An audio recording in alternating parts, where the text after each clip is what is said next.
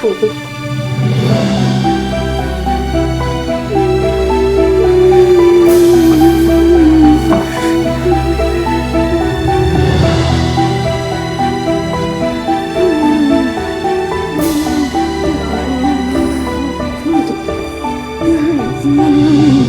kasi ngayon, nagpa-drive sa akin si Ma'am Portia at si Ma'am Maxine.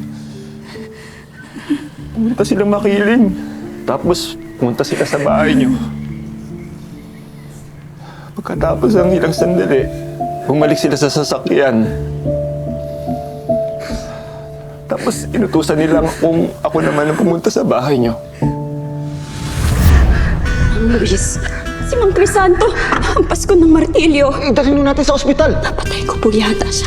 We need to make sure na walang matitirang ebidensya. Kailangan ko po yung tulong niyo. Make it look like an accident.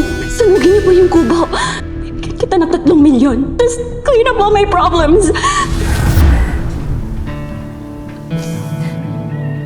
Sinunod niyo naman si Portia. Paano niyo nagawa yun, ha? Mang Luis!